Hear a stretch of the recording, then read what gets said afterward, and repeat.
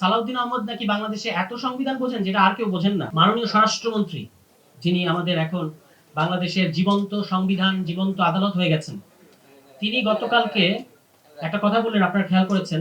তিনি বললেন যে সংস্কারটা কোথায় পেলেন? সংবিধান সংশোধনী করা যায়, সংবিধান রহিত করা যায়, সংবিধান বাতিল করা যায়, সংস্কার করা যায় না। তো আপনাদের যে ৩১ দফার ১ নম্বর দফা, এটাই তো আপনি পড়েন নাই। ৩১ দফার ১ নম্বর দফায় আপনারা বলেছেন সংবিধান সংস্কার কমিশন করবেন আপনারা।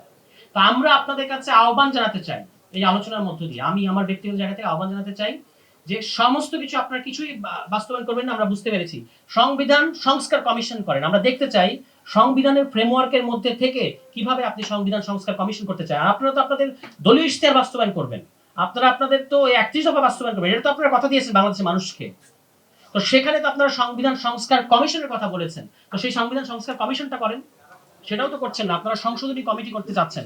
এখন সংশোধনী, কালকে দেখেন তারা বাংলাদেশের ইতিহাসে প্রথমবারের মতো কোন সরকার একটা মুলতবি প্রস্তাব এনেছে। সেই মুলতবি প্রস্তাবটা কি? যে জুলাই সনদ নিয়ে তারা আলোচনা করবে।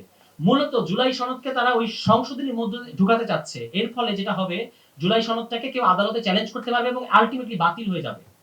তাহলে আপনি যেটাকে মুলতবি করতে চাচ্ছেন, মানে মুলতবি আলোচনা করতে চাচ্ছেন, যেটা বিষয়ে আলটিমেটলি যেটা আসলে এক ধরনের অস্তিত্বের হুমকির মধ্যে পড়ছে আমাদের জুলাই সনদ, সেই আলোচনায় কেন বিরোধী দল অংশ নেবে? এবং আপনারা একটা রাজনীতি করছেন এখানে। আগের মুলতবি প্রস্তাব যখন বিরোধী দল বলল যে গণভোট এবং সংবিধান সংস্কার পরিষদ এটার ব্যাপারে ফয়সালা হওয়া দরকার, সেই মুলতবি প্রস্তাবের ব্যাপারে সিদ্ধান্ত না হয়ে তারা আরেকটা সরকার মুলতবি প্রস্তাব আহ্বান করেছে। এটা কিন্তু বাংলাদেশের সংসদীয় ইতিহাসে অভিনব একটা ব্যাপার। অনেক অভিনব ব্যাপারে অবশ্য ঘটছে। সংসদ নেতা বসে থাকেন এবং তার পক্ষে আরেকজন বলেন যে আমি সংসদ নেতার পক্ষে বলছি। গতকালকে আপনারা দেখেছেন। এটাও কিন্তু বাংলাদেশের পার্লামেন্টারি ইতিহাসে একটা নতুন ঘটনা। তো বিএনপি এরকম অনেক নতুন নতুন ঘটনা আমাদেরকে উপহার দিচ্ছে। দ্বিতীয়ত দেখবেন তিনি মানে সালাউদ্দিন আহমদ নাকি বাংলাদেশে এত সংবিধান বোঝেন যেটা আর কেউ বোঝেন না। তিনি গতকালকে আবারও বলেছেন সংসদ সার্বভৌম। তার রেফারেন্সটা কি? রেফারেন্স হচ্ছে সংবিধানের অনুচ্ছেদ ১, যেখানে বলা আছে প্রজাতন্ত্র, সার্বভৌম প্রজাতন্ত্র। বাংলাদেশ একটা সভরেন রিপাবলিক। তো বাংলাদেশ হচ্ছে একটা সভরেন রিপাবলিক। আপনারা শব্দটা খেয়াল করবেন। অনুচ্ছেদ ৭-এ বলা আছে এই সভরেন রিপাবলিকের মালিক হচ্ছে বাংলাদেশের জনগণ। অনুচ্ছেদ ১-এ বলা হচ্ছে আমাদের এই রিপাবলিকটা সভরেন। অনুচ্ছেদ ৭-এ বলা হচ্ছে এই সভরেন রিপাবলিকের মালিক হচ্ছে বাংলাদেশের জনগণ। এখান থেকে আপনি কিভাবে সিদ্ধান্তে পৌঁছালেন যে সংসদ হচ্ছে সার্বভৌম?